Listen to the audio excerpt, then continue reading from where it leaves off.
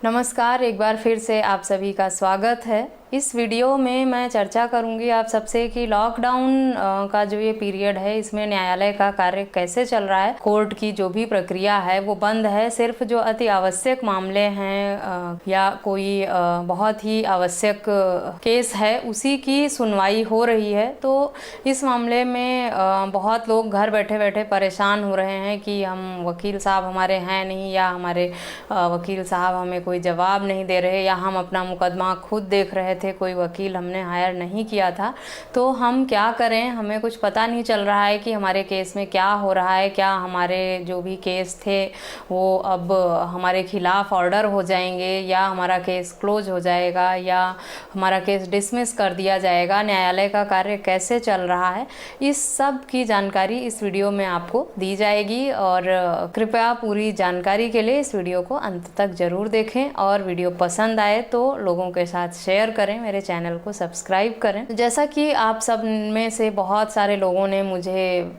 Mail और comment और phone करके पूछा था कि अब बताइए हम क्या करें, न्यायालय की प्रक्रिया बंद है, हम अपीयर हो पाएंगे नहीं हो पाएंगे, और अगर नहीं होते हैं तो हमारे केस का क्या होगा।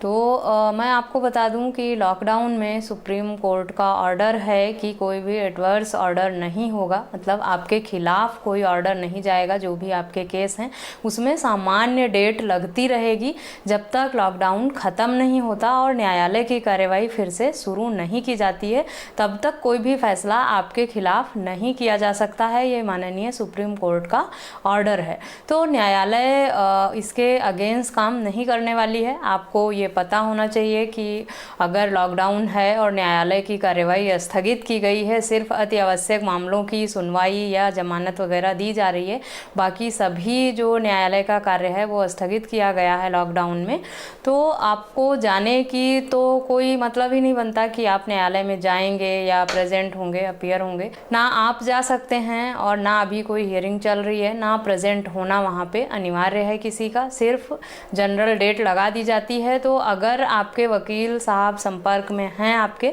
तो आपको जो भी जनरल डेट मिलती है, अगर आप जिस डिस्ट्रिक्ट से हैं वहाँ पे ई कोर्ट अगर है, ई कोर्ट की सुविधा अगर है, तो आप ई कोर्ट का जो ऐप है वहाँ से अपना केस डिटेल डाल के अपने केस का स्टेटस पता कर सकते हैं। कुछ डिस्ट्रिक्ट में ये सुविधाएं हैं और बाकी सब में नहीं हैं। तो अगर आपका जो भी न्यायालय है वहाँ पे, या जिस शहर में रहते हैं या जिस डिस्ट्रिक्ट से हैं वहाँ पे ई कोर्ट की सुविधा है, तो आप ई कोर्ट से देख सकते हैं। और ई कोर्ट पे भी अभी डेट टू डेट अपडेशन नहीं हो पा रही है, क्योंकि बहुत न्यायालय की लॉकडाउन की वजह से ही ई कोर्ट का काम भी उस तरह से नहीं हो पा रहा है कि जिस दिन डेट होगी उसी दिन आपको अपडेशन मिल जाएगी। कई बार 2-3 दिन बाद भी अपडेट होती हैं जो भी नई डेट लगाई गई हैं।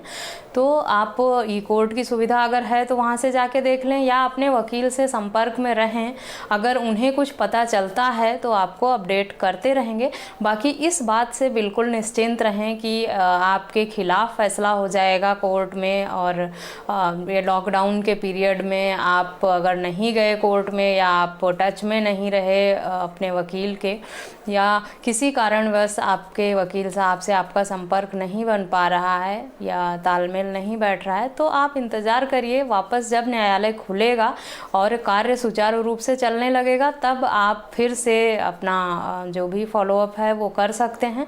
इस बीच में लॉकडाउन में किसी भी तरह की ये टेंशन ना लें कि आपके केस में कुछ भी आपके खिलाफ फैसला होने वाला है, क्योंकि लॉकडाउन में कोई सुनवाई नहीं हो रही है और खिलाफ फैसला जाने का कोई मतलब नहीं है। अपने दिमाग से ये डर निकाल दें। आगे की जो कार्रवाई होगी उसकी तैयारी करें, उसमें अपना बचाव कैसे करना है, अपने आप को कैसे प्रेजेंट करना है, या जो भी तैयारियां करनी है उसमें लगें। न्यायालय जब खुलेगा और कार्य फिर से शुरू होगी न्यायालय की, तब आप फॉलोअप करें। अगर ई कोर्ट की सुविधा है तो आप घर बैठे अपनी तारीख जान सकते हैं कि अगली डेट क्या लगी है उसमें। अगर ई कोर्ट की सुविधा नहीं है तो भी कोई बात नहीं, नेक्स्ट डेट ही मिलेगी आपको।